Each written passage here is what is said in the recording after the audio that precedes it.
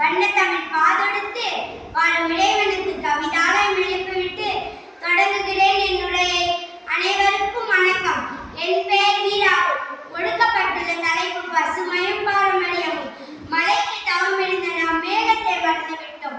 மலர்களை ரசித்த போது செடிகளின் வேர்களை மறந்துவிட்டோம். சூரியன் உதித்து முழங்கி பழகி போன விடியலை மறந்துவிட்டோம். துரித உணவு சாப்பிட்டோம், பாரம்பரிய உணவை மறந்தோம். செல்லிடை பேசி விளையாட்டால் விளையாட்டு மைதானத்தை மறந்தோம். ஆக மொத்தத்தில் பசுமை எங்கே சென்றது?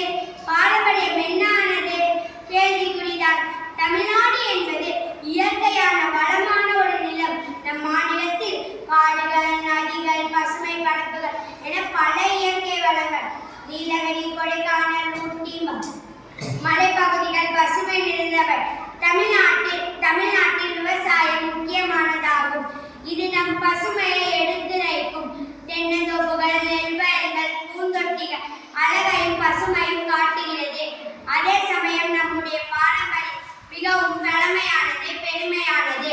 தமிழர்களின் கலாச்சாரம், மரபு, நடனம், இசை, கைவினை பணிகள், சித்த வைத்தியம் போன்றவை உலக புகழ் பெற்றவை. பரதநாட்டியமும் இசையும் நம் பாரம்பரியத்தின் ஒரு பகுதியே ஆகும். நம் கோவில்கள், சிற்பங்கள், தமிழ் மொழி மற்றும் இலக்கியம் எல்லாம் நம்முடைய பாரம்பரியத்தின் அடையாளங்கள் ஆகும். மதுரை மீனாட்சி அம்மன் கோவில், தஞ்சை பெரிய கோவில் போன்ற சிறந்த கட்டிட கலைக்காட்சிகள். தமிழகத்தை ஆட்சி செய்த 3 முதன்மை வம்சங்கள் சேர, சோழ, பாண்டியர்கள். ஆம், இவ்வளவு அழகுகள் மற்றும் மரபுகள் கொண்ட தமிழ்நாடு எளிதாகும் இன்ப வாழ்விற்கு அழிவில்லை. இளைய சமுதாய உயர்வுக்கு முடிவில்லை. அழிவில்லா தமிழகத்தில் ஆனந்தம் தொடரட்டும். புதிதாய் மலர் மொட்டுகள் பூத்து மலரட்டும். நம் தமிழரின் அடையாளத்தை சுமந்து செல்லும் ஒரு புனிதமான கருத்து. பசுமை என்பது வெறும் மரங்கள், பூங்காக்கள் அல்லது பசுமை நிலங்கள் அல்ல. அது ஒரு உயிரின் இதய துடிப்பை போல நம்மை வாழ வைக்கும் மூலதனம். மூதாதையர்களின் அனுபவத்தின் சுருக்கம் நம் பாரம்பரியத்தின் அடையாளம். ஆம், மரங்கள் நமக்கு பரிசளிக்கின்றன ஆக்சிஜனை. பசுமை நிலங்கள் நம்மை தொட்டு வாழும் உணவுகள் தருகின்றன. நதி, மலை, காற்று பசுமையின் அடிப்படைகள். பாரம்பரியம் என்பது பெருமை. அது ஒரு சமூகத்தின் கலாச்சார பொக்கிஷம். நம் முன்னோர்கள் நமக்கு விட்டு சென்ற நல்லொழுக்கங்கள், விழாக்கள், கிராமத்து வாழ்வியல், இயற்கையை மதிக்கும் பழக்கங்கள், சுயசார்பான உணவு முறை எல்லாம் நம்மை ஒருவரை போல அல்லாமல் தமிழதாக உயர்த்துகின்றன. தமிழ் மொழியை நமது உயிராக கொண்டாடுவோம்.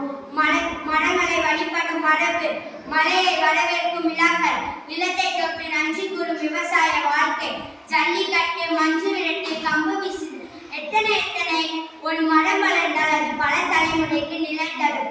ஒரு பாரம்பரியத்தை பேணினால் அது பல தலைமுறைக்கு அடையாளமாக அமையும். பசுமை சூழலுடன் இணைந்த வாழ்க்கையில் நம் முன்னோர்கள் சமைத்த உணவுகள் இன்று ஆரோக்கிய உணவுகள் என்று உலகமே போற்றுகிறது.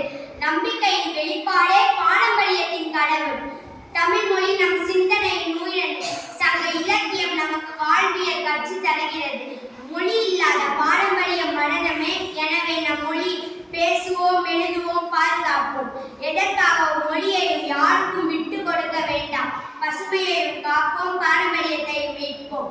நம் வீட்டு வாசலிலே கோலம் குவிதலால் விளக்கேற்றும் மொழியின் சாந்தியும் மௌனமாய் நூல்களில் எழுதப்பட்ட கதை நீடித்தால் நாம் இன்னும் வளர்ந்து கொண்டே இருப்போம். தலைமுறைகளும் நம்மை வாழ்த்தும். மண்ணுக்கு வணக்கம், சூரியனை வாழ்த்துதல், காளையை கௌரவித்தல், இயற்கையை போற்றுதல் எல்லாமே பசுமையும் பாரம்பரியமும் தந்தவையே. வாழ்வோம், வளர்வோம். நன்றி, வணக்கம்.